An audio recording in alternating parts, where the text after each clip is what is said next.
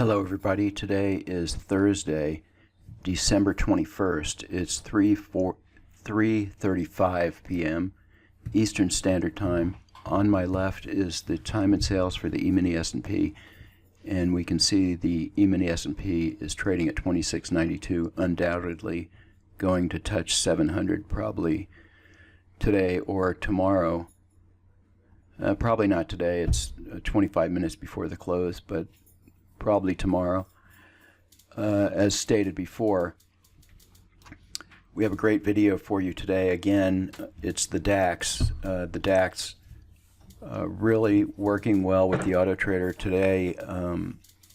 Many charts on the DAX did really well. First up is the DAX on a 34-tick line break chart. Now, I want to have a little discussion about line break and what it is and why we use it, why we believe in it. I've been trading line break since the year 2000, and it's commonly known as three-line break. 3 is the default number of bars that you would have to close above for a long or below for a short. So in this chart here we see a long blue bar, and it closed above 3 bars back. So that's what it means by three-line break. We broke the high of 3 bars back, and we have a line break signal. Now in auto trading and on line break charts, there's no tails on the bars, so any one of these bars could retrace down below this area, but if it doesn't close, then it's not going to plot if the close isn't down here. The close on a line break bar is always at the high of the bar, and that means to form another bar after the reversal bar, we only have to close above the high of the bar. So we have our reversal bar, and then we have subsequent bars. So the rule for the reversal bar is a close at 3 bars back, above or below, and then only a close above the high of the bar for subsequent bars. Now, since there's no tails on line break bars, looking at this trade here, there's a pullback here because we have a limit order at the close of the bar minus 5 ticks. So what happened on this chart is it wasn't till this bar that we pulled back 5 ticks from the close, and that's why it looks like our order is entered here in blank space, but on a line break chart, price actually traded down here at some point and enabled us to get filled on our limit order, which is another reason I use limit orders. If I would have been wrong, the market would have reversed and I wouldn't have gotten filled. So, or I would have got filled, and then if it closed below the volatility stop here, I would have had, a small whipsaw here. So line break works really well. If I scrunch up the chart, you can see that line break eliminates a lot of noise and gives us the true trend. So this chart was pretty active today. Not super active, but I'm just going to scrunch it up so you can see the equity curve here. It was generally up all day. We had mostly winning trades here, and you can see them. And ultimately resulting, I believe, in hitting our goal. Let's take a look here. Yeah, we have a goal at 2,000, so we hit our goal on this line break chart with no slippage. And on each one of these trades, you can see that the order is a pullback from the close of the bar, typically in blank space. On this one, it was we had a retracement on this bar and it pulled back. So why would you use line break? Well, I'm going to bring over this chart. This is a chart of the crude oil, and there's no auto trader on this. This is just our indicators, but it's showing the line break signals. So even just using line break as an indicator, using it with an oscillator and our trend indicator, you can get very good signals. Obviously, if the bars are red, you're not going to take a line break signal to go long, so you can use the BWT trend indicator as a filter, and we can automate that in the auto trader, that kind of logic. But even as an indicator, it gives some very good signals. For example, this long trade. Again, using the trend indicator as a filter, you would not take this short signal. That's what the dots are here for line break on the line break indicator. And you would not take these signals either. You're already long, but you wouldn't go short. And you wouldn't necessarily go short here, but you would exit here. And then by that time it was late morning and into the close here. But this would have been a trade taking you long in around 57.50 or so, and the market went as high as 58. So just in this move was about 50 ticks. The cool thing about line break is it can be plotted on any time frame.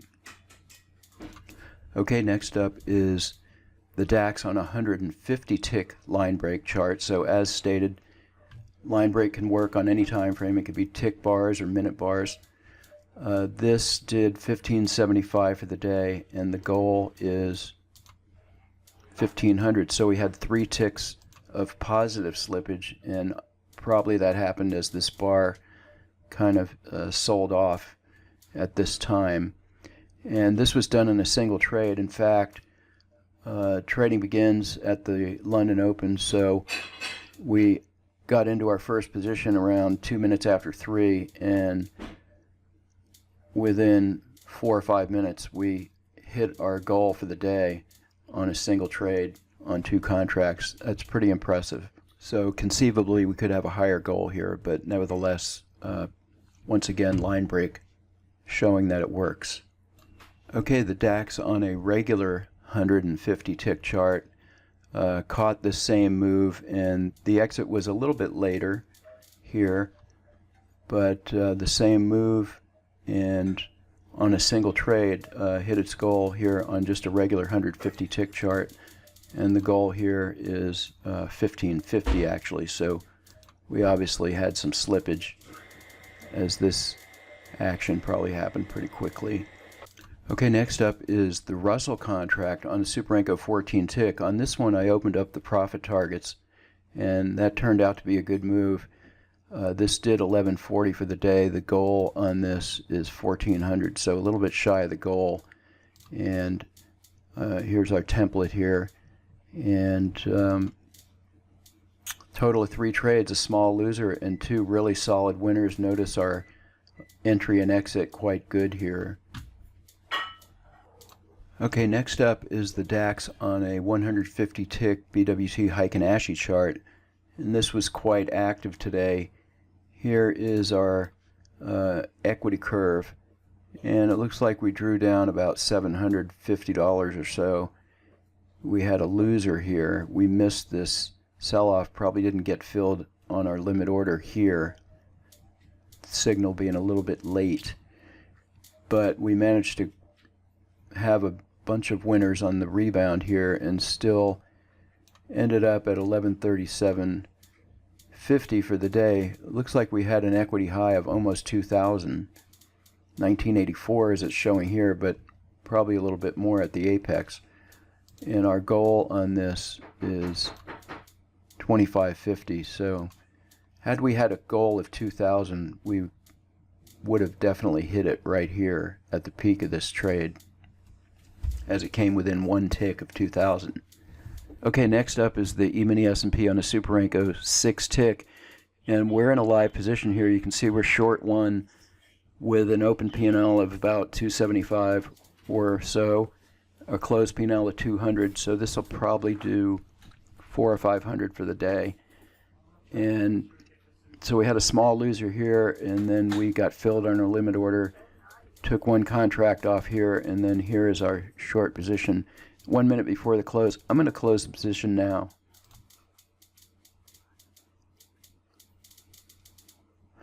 And there you have it, 500 for the day, and it's right about the closing bell. Okay, so that was actually a good move because the market went up to 26.89 a quarter, and we would have exited up here instead of down here. So I improved the profit a little bit by manually closing the position, but it was at the closing bell anyway. So 500 on 2 contracts on the E-mini S&P Super 6 tick. Okay, next up is the mid cap on the Super 14 tick. This had 3 trades, a loser, a small winner, and then a winner here, and this did 420 for the day. Okay, the Nasdaq on the Super 10 tick did 430 for the day. This was somewhat active today, but not bad, almost $500. And next is the DAX on the Super 10 tick, a modest gain, but still on the plus side of the ledger. This has been pretty consistent here. It had a drawdown of about $450, and then it came back and closed with a modest gain of $225. That's all for today's video. If you'd like to find out more, please visit our website at bluewavetrading.com or send me an email to systems@bluewavetrading.com. Thanks for watching today.